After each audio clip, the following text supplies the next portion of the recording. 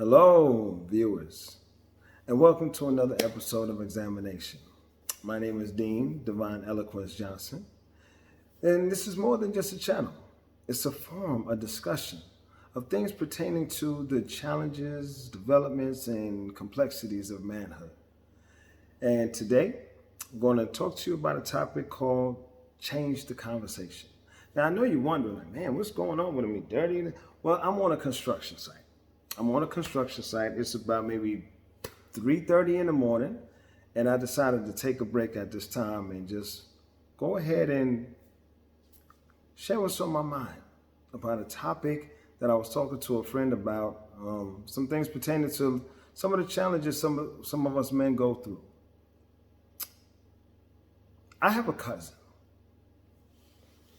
and me and him began to have a great family relationship that was developed in 2004 I believe it was 2004 when my grandmother, my mother's mother, passed away. January, I believe. He was around like 14, 15 at the time. And we just bonded almost like big brother, little brother kind of thing. We talked then as we do talk now. Almost every day. Every day or every other day, guaranteed. All the developments that happened in his life, he shared with me, made me a part of. His schoolwork, girls, different identity phases, the prep stage, the thug stage, the pretty boy stage, all those different stages of development throughout high school, and then, considering college, career, when he became a father. So I got a chance to experience his development as a man. But along that way, with him confiding in me, I realized something. When he was in his early teenage years, kind of maybe big brotherish, I used to tease him sometimes. Like, where your girl at, man? You on a dry spell? I mean, what's going on? Like, man, when I was your age, I was running through him. I barely had any sleep. And I used to just haze him a little bit. Now, he wasn't no square. He wasn't no lame or nothing like that. It was just, he had this essence to him that he felt the need to not put himself out there like that. He used to tell me, like, yeah, I got friends like that. They sleep with some of everything. But, cuzzo, I'm more about quality, not quantity. To me, that was a justification to just throw out there why he wasn't getting none. So, so I used to poke at him, like, man, what's going on with you? So one day, I can't remember if it was like maybe a sophomore or junior year. I know it wasn't a senior year, but I realized I used to get on him so much about, I guess he wasn't getting enough play. So I felt like, oh man, when I was your age kind of stuff.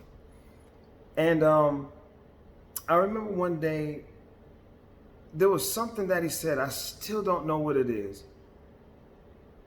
And it just kind of convicted me. He didn't say anything against me, but something he said about the way he thought about where his life should be and what he wanted out of it, it convicted me. And I told him, I said, you know what, cuzzo, I want you to change the conversation. And he was like, what do you change the conversation? What do you mean? Like what we're talking about? I said, no. Change the conversation. And you see, in that moment, whatever that was on the phone, I realized here I was, this older big cousin. And even though I was just hazing him, teasing him, whatever, periodically, mostly what I was doing, I was trying to encourage him to be the loose living, undisciplined, unruly, disrespectful, careless, and reckless individual I was, and many who I grew up were too. Because for some reason, it was so convenient, popular, and celebrated to promote that kind of behavior. We actually sat around, engaged in conversation, high fives and clinging bottles of beer to the episodes and sexcapades that we talked about, from the women that we've been with, the girls from around the way and stuff like that, that we was taking advantage of and playing with their hearts. And here I was, this older man, at that time, I think I was in my 30s, telling this teenager to live his life recklessly and irresponsibly. And I just got convicted, like, what am I doing? This young man is trying to do something honorable, noble, respectful, gentlemanlike. But I'm trying to push him to become some little man whore. and for a while, without recognizing it, felt justified. And I thought about it and I told him, I said, I want you to change the conversation. I don't want you to be that man that many of us know men like this. Some of us are men like this that get in their 30s, 40s, 50s, living in yesterday, and looking at these young men with nothing but regret. Boy, if I was your age, I wish I could go back and be your age again. I would do it different. Like, I want him to change the conversation. Like, I don't want you to grow up and be that man that looks back and look at another young man and say, you wish you would have done right at your age. I want you to get to your 30s, 40s, 50s, whatever, and that young cat come across you and say, hey, man, you know what? I have no regrets. Because when I was your age, I chose to be the honorable man. I chose to be. And I told him, there's nothing worse than having a woman that you love and respect. We all come across that one that's just like, man, I just want to be everything for you. That love bug hits you. And I remember in a time that I had a woman like that. She had me. And she looked at me one day, and we was never intimate, but she looked at me, we almost got there, but she looked at me with that look and she asked me a question. And it was so uncomfortable because she asked me, how many women have you been with? And for her, I couldn't tell her the truth. It was so, I just couldn't tell it because I knew it was crush her. So I threw a number out there. And she was like, that many? And I was like, no, I'm just joking. And then I told her another number and I lied. And it was still, for her, too high. And in that moment, I realized, like, wow, here I finally have somebody that I really love, really respect, and really like. And it hurts me to know that I've been so reckless, so careless, and so irresponsible with the way I've conducted myself that it puts her at fear to even deal with me. And I told my cousin that. And I said, you never want that feeling. You want to know that you're doing right. And what is it, fellas, that puts us in a position where we want to promote that? Where did that come from? I don't know who started it. Why do we got to do that? And then we wonder why when we get older and we get with some women and we're like, man, you so bitter. You so scarred. You so hurt. Yeah, because she probably come across about 5 of you in her time. And you know what? She see you as number 6. She see you ain't stopped yet. We got to get to a point where we have to change that conversation, where we can't keep passing down those disrespectful traits and calling it manhood Oh, you're a man if you ran through a few, have a few babies out of wedlock, and just sow your oats and just live, son. No, that's not living. That's actually destroying. That's not proper. And see, these are some of the behaviors that got a lot of men in the predicaments that they in their grown age. It ain't cool. That ain't. It's lame. You know, I got a buddy of mine, best friend of mine, and I don't know how he did it. And I admire him and I love him for his strength. But for about 3 or 4 years, he put himself on a track of discipline where he was pretty much in the house almost every day. And I used to scoff at him like, man, what are you doing, man? Get out, man. But he loved this woman so much that he made sure that he sequestered himself. And he used to always tell me, Dean, I'm taking my power back. I'm getting my power back. I gave so much to these women carefree. I gave myself away. I spent all my money. I went broke. Got stupid. I've lost places. Got into debt. All because this idea that I just got to do this. And you know what the craziest thing about that is? Fellas, when you think about it, we do all that kind of stuff to chase women like that, to do all of these things to get the women, all so we can get the praise of other men. You did all of that, shined up your ride, haircut, threw on your cologne, did all of that, whatever, then went, had sex, whatever, also you could come back and brag to get the praises of men. How backwards is that?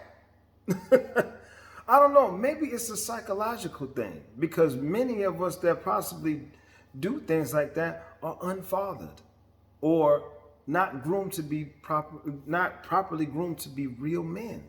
Or some of us even have fathers who still inject bad behavior in us. That's what we do. We just keep the cycle going. We just keep on tearing down the tender part of our communities. This doesn't matter if you're white, black, whatever. This is just across the spectrum of manhood. And we got to stop this. We got to change that conversation. It shouldn't be sitting around telling all the boys all this kind of stuff, and you tell about her ins, outs, and how she's shouting, and you just let it all out. All the stuff that go on with her body parts, this, that, and other. Hey man, look at this. Look, I took a picture. Look at that. Look at that. Look at that right there. Look. Come on, really? Come on. And then that youngster's waiting. He can't wait for the opportunity for him to share a story. So what do? He come up and devise a scheme so he can go ahead and manipulate another young lady so he could come back and be part of the fray. Come on. Guys, that's not cool. So I told my cousin, change the conversation. See, he's a father now. And every time I get a chance, I always let him know, cousin, I'm proud of you. I see how you're raising your son. You are an honorable man. And you have my respect. You're doing a good job. Now, disclaimer. Of course, every now and again, it ain't a perfected work, but for the most part, he's just not out there. He doesn't live. He has girlfriends. He doesn't sleep around this, that, and the other. So I'm proud of him for that he has a level of commitment in his actions. It is just not frivolous and stuff like that. And some men do. This is not a blanket indictment against all men, but I'm just saying for the ones that do, come on, y'all. Come on. That ain't cool. There's nothing glorious about that. Those aren't your glory days. Those are your garbage days. You wasted time. You wasted your time. You dispensed your body. You put yourself at risk. Some of y'all know y'all been to the doctor, got them shots in your behind, took them pills. You already know because you was risky and risque. Because your measure of conversation was always toxic about just promoting bad behavior within yourself and in others. So you men, You leaders of communities, this time, take hold of the young ones. Teach them a better way. Promote them when they do good. Motivate them in the ways and mannerisms of a true gentleman. We know you weren't. And here's another thing. You family members, come on. You family members got to stop allowing and promoting these men in their behavior like that. Y'all know Uncle Jeff done brought about 4 different women to the last 4 barbecues. All right?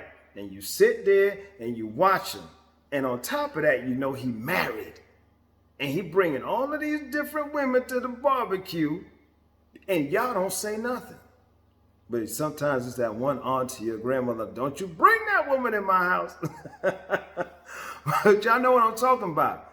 He comes through, whatever, and y'all just pretend. Just like, well, you know, that's how he do, so it ain't my business. But it is. You allowing another woman to be manipulated, deceived, heartbroken.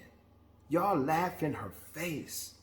Y'all share, break bread, and, you know, drink some Coors Light or some Bud Ice with her and stuff like that.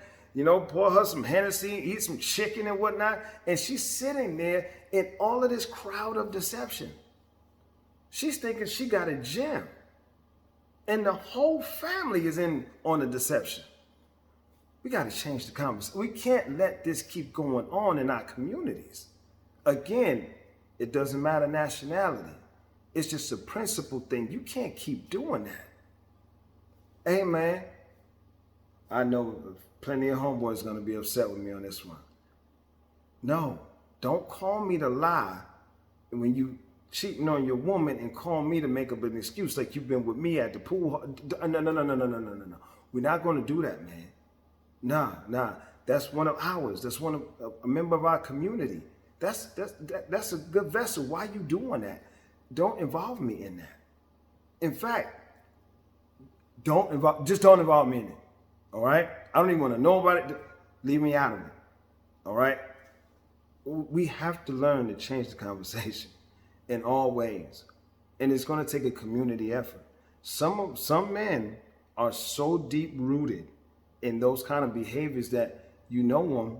Y'all all know one, two, or a few that they 50, 60 years old. They on wife number 6, girlfriend number 75, and side piece number 4, and they won't change, and they keep doing the same thing over and over and over. You done forgot so many females' names that came in and out with her. It's like, come on, when is this gonna stop?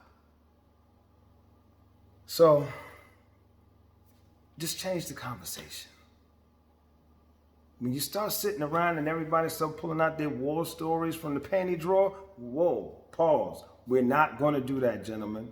We're not going to do that. We're not going to sit around and talk about all the different women that we ran through and who's next and this, that, and who's talking to what and who's sending you shots on Instagram and stuff. We're not going to do that.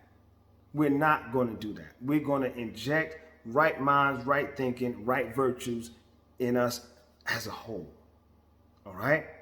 And young blood, if you're doing it, old cat, if you're doing it, hey man, we're going to stop this because this is unhealthy and destructive to us as a whole. So again, you wonder why we get these women sometime and they like, man, she just got a problem.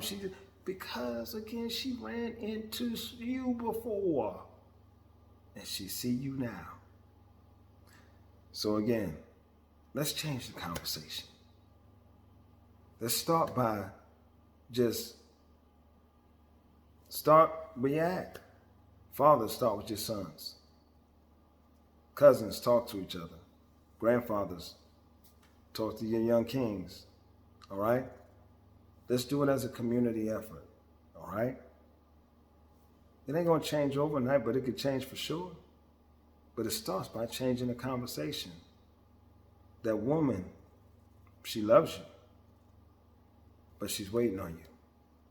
Your daughter, when she's dating, she's looking for you.